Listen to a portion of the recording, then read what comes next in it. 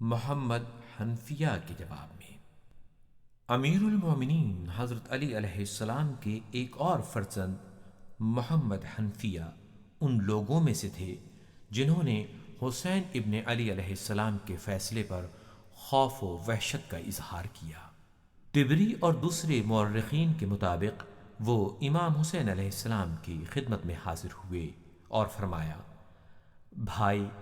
آپ مجھے تمام انسانوں میں سب سے زیادہ محبوب اور محترم ہیں، اور یہ میری ذمہ داری ہے کہ جس چیز کو آپ کے حق میں بھلا اور بہتر سمجھوں اس سے آپ کو آگاہ کروں۔ میرے خیال میں جس حد تک ممکن ہو آپ کسی ایک شہر میں نہ ٹھہریں اور اپنے خاندان کے ہمراہ کسی ایسی جگہ تشریف لے جائیں جو یزید کی دسترس سے باہر اور ان شہروں سے دور ہو۔ پھر وہاں رہتے ہوئے آپ اپنے نمائندے بھیجیں اور اپنے لیے لوگوں کی حمایت حاصل کریں۔ اس صورت میں اگر لوگوں نے آپ کے ہاتھ پر بیعت کی تو خدا کا شکر، اور اگر کسی اور کی بیعت کر لی تب بھی آپ کو کوئی نقصان نہیں پہنچے گا، لیکن اگر آپ ان شہروں میں سے کسی ایک شہر میں گئے تو مجھے ڈر ہے کہ لوگوں میں اختلاف پھوٹ پڑے گا، کچھ لوگ آپ کی حمایت کریں گے اور کچھ آپ کی مخالفت میں اٹھیں گے اور معاملہ خون خرابے تک جا پہنچے گا، اور اس جنگ و جدل کے دوران آپ ظلم و ستم کا نشانہ بن جائیں گے۔ یوں اس قوم کے بہترین افراد کا خون ضائع ہوگا اور آپ کے اہل بیت کو ذلت کا سامنا کرنا پڑے گا۔ یہ سن کر امام حسین علیہ السلام نے فرمایا، آپ کے خیال میں مجھے کس علاقے میں جانا چاہیے؟ محمد حنفیہ نے کہا، میرا خیال ہے کہ آپ مکہ تشریف لے جائیں، اور اگر وہاں حالات سازگار نہ ہوں تو صحرا اور بیابان کے راستے ایک شہر سے دوسرے شہر منتقل ہوتے رہیں یہاں تک کہ لوگوں کے حالات اور مستقبل کا جائزہ لے سکیں۔ آپ کی بصیرت اور دور اندیشی کو دیکھتے ہوئے مجھے امید ہے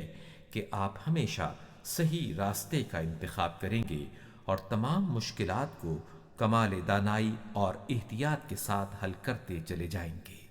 امام علیہ السلام نے محمد حنفیہ کے جواب میں فرمایا، بھیا، آپ جو مجھے یہ مشورہ دے رہے ہیں کہ میں یزید کی بیعت سے بچنے کے لیے ایک شہر سے دوسرے شہر جاؤں، تو یہ جان لیجئے کہ اگر اس وسیع و عریض دنیا میں میرے لیے کوئی پناہ گاہ یا ٹھکانہ نہ رہے تب بھی میں ہرگز یزید ابن معاویہ کی بیعت نہیں کروں گا۔ اس حال میں کہ محمد حنفیہ کے آنسو ان کے رخساروں پر بہہ رہے تھے، امام علیہ السلام نے اپنی گفتگو کو جاری رکھتے ہوئے فرمایا، اے بھائی، خداوند متعال اس خیرخواہی اور ہمدردی کے عوض آپ کو جزائے خیر عنایت فرمائے،